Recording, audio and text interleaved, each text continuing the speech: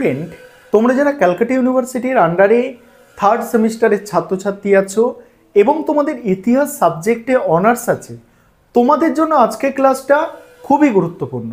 আজকের ক্লাসে তোমাদের ডিএসসিসি 3 পেপার থেকে 100% কমনযোগ্য সাজেশান নিয়ে আলোচনা করব।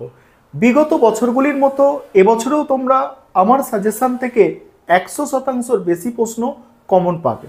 তোমাদের একবার কোয়েশ্চেন প্যাটার্নটা প্রথমে মনে করিয়ে দিতে চাই। তোমাদের এই ডিএসসিসি পেপার থেকে দুই ধরনের প্রশ্ন পরীক্ষায় থাকে, 20 নম্বরের প্রশ্ন আর 5 নম্বরের প্রশ্ন। 20 নম্বরের প্রশ্ন 3টে অ্যান্সার করতে হয় এবং 5 নম্বরের প্রশ্ন 3টে অ্যান্সার করতে হয়। চলো তোমরা সাজেশনটা দেখে নাও, আমি স্ক্রিন রেকর্ডের মাধ্যমে তোমাদের সাজেশনটা দেখাচ্ছি, দেখো। এবারে তোমরা সম্পূর্ণ সাজেশনটা দেখে নাও। আর প্রথমেই দেখো, তোমাদের 20 নম্বরের জন্য যে প্রশ্নগুলো তৈরি করতে হবে, 20 নম্বরের প্রশ্ন তোমাদের পরীক্ষায় 3টে অ্যান্সার করতে হয় এবং 5 নম্বরের প্রশ্নও পরীক্ষায় তোমাদের 3টে অ্যান্সার করতে হবে। 20 নম্বরের জন্য যে প্রশ্নগুলো তৈরি করবে, দেখো 1 নম্বর প্রশ্ন, মৌর্য সাম্রাজ্যের পতনের কারণগুলি সংক্ষেপে বিবৃত করো। আর যে প্রশ্নগুলো দেখবে স্টার সংখ্যা বেশি আছে সেই প্রশ্নগুলো তোমাদের জন্য অধিক গুরুত্বপূর্ণ, আর যেগুলো স্টার দেওয়া আছে এর মধ্যে থেকেই তোমরা পরীক্ষায় 100% প্রশ্ন কমন পাবে। পরের প্রশ্ন আছে, দেখো কুষাণ সম্রাট কনিষ্কের রাজনৈতিক ও সাংস্কৃতিক কৃতিত্বের বিবরণ দাও। নেক্সট আছে, দেখো প্রাচীন ভারতের শূদ্র ও অস্পৃশ্যদের স্থান নির্ণয় করো। 4 নম্বর প্রশ্ন আছে, দেখো সাম্রাজ্য বিজেতা হিসাবে সমুদ্রগুপ্তের কৃতিত্ব মূল্যায়ন করো। সাম্রাজ্য বিজেতা হিসাবে সমুদ্রগুপ্তের কৃতিত্ব। পরের প্রশ্ন আছে, দেখো অজন্তা গুহাচিত্রের ওপর একটি সংক্ষিপ্ত টিকা লেখো। নেক্সট আছে, দেখো গুপ্তযুগকে ভিত্তিভূমি বলে কেন চিহ্নিত করা হয়। গুপ্তযুগকে ভিত্তিভূমি বলে কেন চিহ্নিত করা হয়।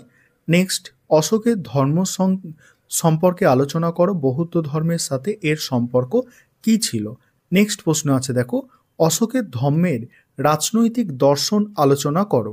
নেক্সট আছে, দেখো খ্রিস্টীয় 1ম শতকে রোম ভারত বাণিজ্য বিস্তারের একটি সংক্ষিপ্ত বিবরণ দাও।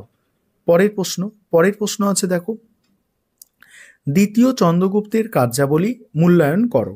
নেক্সট আছে, দেখো গুপ্তযুগকে সুবর্ণযুগ বলা কতটা সঙ্গত যুক্তিসহ বিচার করো।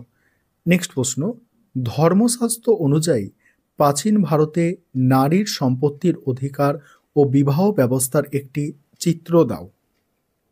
নেক্সট প্রশ্ন, পল্লব স্থাপত্য শিল্পের পরিচয় দাও। পল্লব স্থাপত্য শিল্পের পরিচয় দাও। নেক্সট আছে, ভারতে সামন্ততন্ত্রের উত্থানের প্রেক্ষাপট আলোচনা করো। ভারতে সামন্ততন্ত্রের উত্থানের প্রেক্ষাপট আলোচনা করো। পরের প্রশ্ন, গৌতমের পুত্র সাতকর্ণীর কৃতিত্ব সংক্ষেপে বিবৃত করো। গৌতমের পুত্র সাতকর্ণীর কৃতিত্ব সংক্ষেপে বিবৃত করো। এবার এক্সট্রা কিছু তোমাদের প্রশ্ন দেওয়া আছে বড় প্রশ্ন আকারে, অর্থাৎ 20 নম্বরের প্রশ্ন আকারে, যেমন মৌর্য সাম্রাজ্যের পতনের জন্য ব্রাহ্মণদের প্রতিক্রিয়া কতটা দায়ী ছিল। ঠিক আছে, গুপ্তযুগে গিল্ড বা সংঘ ব্যবস্থা সম্পর্কে আলোচনা করো। মৌর্য প্রশাসন ব্যবস্থার বৈশিষ্ট্যগুলি লেখো। পরের প্রশ্ন, হর্ষবর্ধনের কৃতিত্ব লেখো। নেক্সট আছে, গুপ্তযুগে নারীদের অবস্থা সম্পর্কে লেখো, ত্রিশক্তি সংগ্রাম সম্পর্কে লেখো। এগুলো এক্সট্রা দেওয়া হয়েছে, যাদের পক্ষে সম্ভব তোমরা এগুলো দেখতে পারো। এবারে 5 নম্বরের জন্য মোস্ট ইম্পর্টেন্ট প্রশ্ন দেখে নাও। প্রথম প্রশ্ন, প্রাচীন ভারতে দাস ব্যবস্থার প্রচলন নিয়ে মেগাস্থেনিসের বক্তব্য কি যথার্থ ছিল। পরের প্রশ্ন, মৌর্য প্রশাসনিক নিয়ন্ত্রণকে রমিলা থাপর কতগুলি ভাগে ভাগ করেছেন। তারপরের প্রশ্ন, মৌর্য কৃষি ব্যবস্থার উপর সংক্ষিপ্ত টিকা লেখো। তারপরের প্রশ্ন, দেখো মৌর্যোত্তর যুগে ভারতে নগরায়নের ওপর সংক্ষিপ্ত টিকা লেখো। নেক্সট প্রশ্ন, শক ক্ষত্রপ রুদ্রদামনের শাসনকালে শক সাতবাহন সংঘর্ষের বর্ণনা দাও। নেক্সট প্রশ্ন, গান্ধারের ওপর সংক্ষিপ্ত টিকা লেখো। নেক্সট, গুপ্ত শাসন প্রতিষ্ঠার প্রাক্কালে উত্তর ভারতের রাজনৈতিক অবস্থা সংক্ষেপে বিবৃত করো। নেক্সট প্রশ্ন, গুপ্ত সমাজে নারীদের স্থান নির্ণয় করো। নেক্সট প্রশ্ন, প্রাচীন ভারতের ইতিহাস রচনায় অর্থশাস্ত্রের গুরুত্ব নির্ণয় করো। নেক্সট প্রশ্ন আছে, দেখো প্রাচীন ভারতে বর্ণ ও জাতি কি দুটি পৃথক ব্যবস্থা ছিল। পরের প্রশ্ন আছে মথুরা শৈলীর ভাস্কর্যের ওপর একটি সংক্ষিপ্ত টিকা লেখো।